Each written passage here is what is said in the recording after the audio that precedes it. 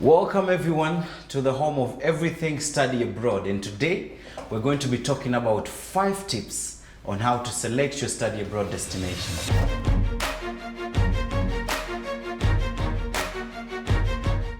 Okay guys, by now I hope you've already seen our first episode, which we talked about factors to consider before studying abroad. And if you didn't check it out, you can click on it after this video and then you can actually see those factors, because this is just a build up on that. Straight into the point. Number 1 is budget. I can never stress this enough, guys. So you need to know how much you're willing to spare, because knowing how much you're willing to spare will determine which countries will best fit you. So for instance, if you have $25,000, you only have about Canada, Ireland, Germany, and like countries around that budget that you consider. So you probably piled about 10 countries under that budget. And then you move to the next point, which is living conditions. Out of all these countries that you've put down, 10 of them, let's say, which ones have the best living conditions that you think would best fit you? And this, I'm talking about the language that you'd prefer to be engaged in, the social life in that country, the cultural differences that you're willing to tolerate or rather work with or admire to be part of, or just something basic as how much is an avocado in this country, you know, how much is onions in this country. So whatever it is, living conditions are important, as well as climate. I won't forget climate under that. Which one would best fit you, though that you can always adjust to it. The next thing, after you've considered all this and you've piled on, probably by now you have about 5 or 6 countries amongst, we're looking at the whole world, is the entry and the visa requirements. What do we mean?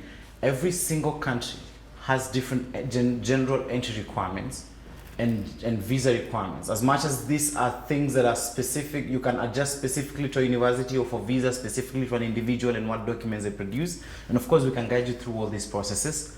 You need to know, because some places you may need to go process a visa for like 12 weeks. Some places you process the visa for 7 days. So which one do you think works for you that will get going quicker, or rather, you're willing to persevere long enough, but you know what you're getting at the end of it, okay? And I'm saying that because in the first video we talked about outcome and the end in mind. So by now you already have that. So it becomes easier to analyze these visa requirements and what actually would work for you.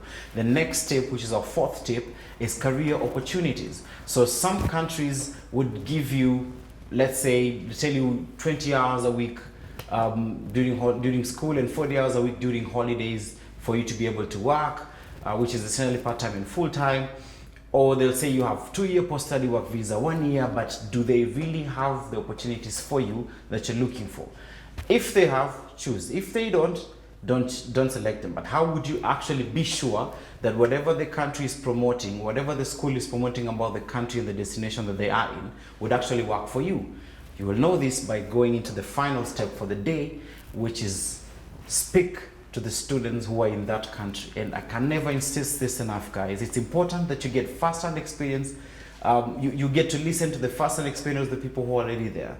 It may be a little bit biased, but that's why you need a professional. Because as a professional, for example, where I sit, I don't need to be biased. I'm handling a lot of students, across the year.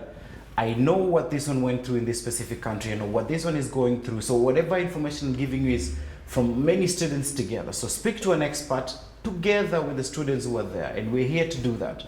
So when you get in touch with us, we'll definitely be able to link you up with the students over there and still be able to share with you the advice, or rather the information that may be relevant for you to go to a specific country. And at the end of the day, when you're sitting down in your own room with your family and trying to plan for all this, you are now sure of the single steps to follow and what to do and which country to actually go to for you to get the best quality and the best value for your money. Okay? With that said, that brings us to the end of our episode for today. And we hope to see you next week. So tell a friend that we're here, and we keep checking more content and more information for you.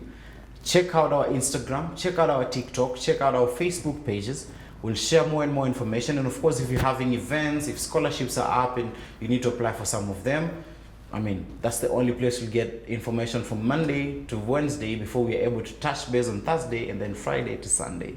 My name is Innocent Urunga. subscribe to the button over there, and also hit the notification bell. And next week, a time like this, oh, okay, are you in the same country as me? I doubt that, but yes, so next week on Thursday, watch out for our YouTube channel. If you're the notification gang, we'll catch you. See you then. Thank you so much.